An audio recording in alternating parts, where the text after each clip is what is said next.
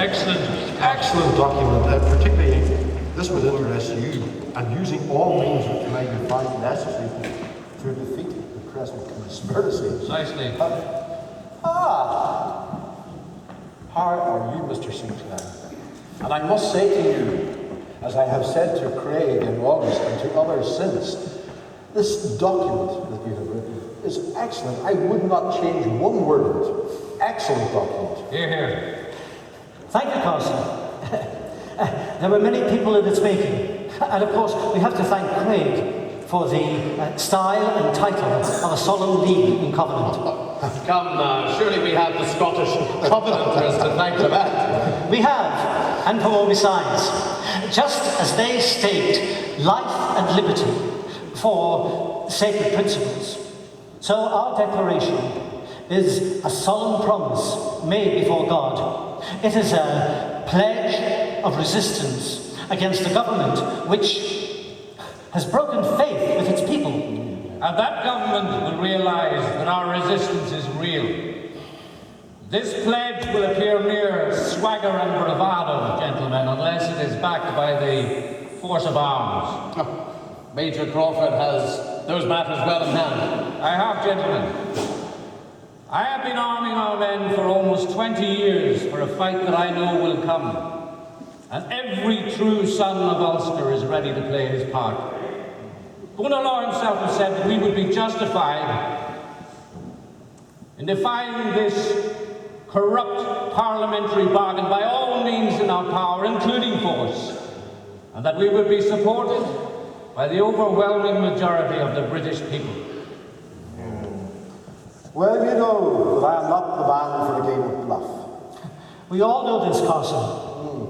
And, Mr. Sinclair, I am most gratified that you and I have been able to set aside our party differences over this issue. Liberal, Conservative, landlord and labourer, all are joined. We have but one name, Carson, that of Unionist, at one in our opposition to the Home Rule Bill and pledge to its defeat. Using all means which may be found necessary, gentlemen. Yes, using all means, of course. Oh, friends, what a distance we have travelled since we set upon this road. And I don't merely speak of the miles that we have measured over these last few weeks. 11 Munster rallies in 10 days. Yes, 11 Munster rallies. From Enniskillen to Londonderry to Coleraine, Ballymena, Portadown and Dromore. And all the while our path being lit by the fire and the spirit of our people. And before this, Easter at Balmoral, where to a man we raised our hand and vowed never under any circumstances will we submit to Home Rule. And before that, your magnificent demonstration at Reinactment last September. At the moment, Carson, if I may say, where you became an honorary Ulsterman. Yes. Indeed so, Mr. Crawford, indeed so. And most willingly, most willingly.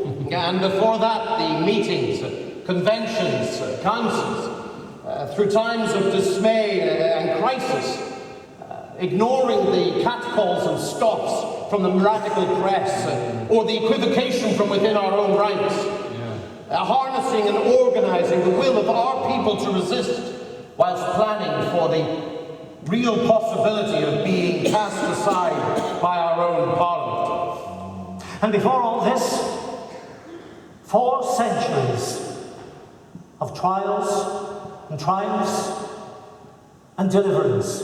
Gentlemen, our forefathers, in their struggle for religious freedom and civil rights, cast their burden on the Lord Omnipotent, who gave them signal victory. Facing, as we do now, dangers similar to theirs, we must follow their footsteps and emulate their faith in the pledge of God who reigns, so that we can commit ourselves to him. Amen. Amen. Amen. And gentlemen, we have reached the day that we have long prepared for. And all is ready. Tomorrow the heart of this great city will be still, the shipyards will be silent, the looms and the linen mills will be idle, the rope works and foundries will be deserted. Religious services will be held across Ulster, and we shall gather together and stand at the Ulster Hall and before God and our people dedicate ourselves to the coming struggle. At noon we will walk with our guard to the City Hall, and before us shall be carried the Boyne Standard. You will be welcomed by the Lord Mayor and corporations. Inside a circular table draped with the Union flag shall be placed at the entrance hall, and upon it shall sit the Covenant. You will sign it first, followed by Lord Londonderry and representatives of the church, and then I will sign. Ah, good.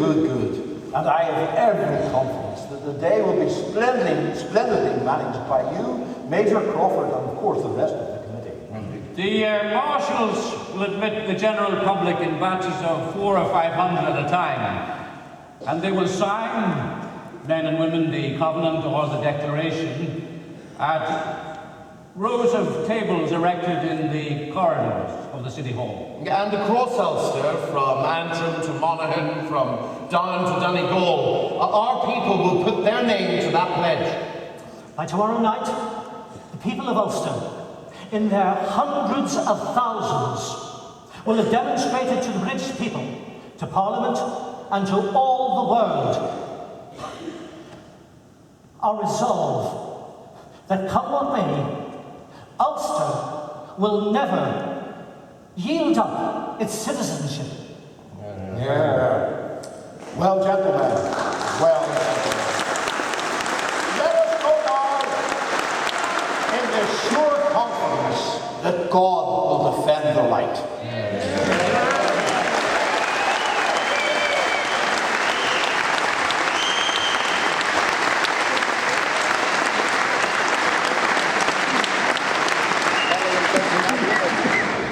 Better than don't, Mabby.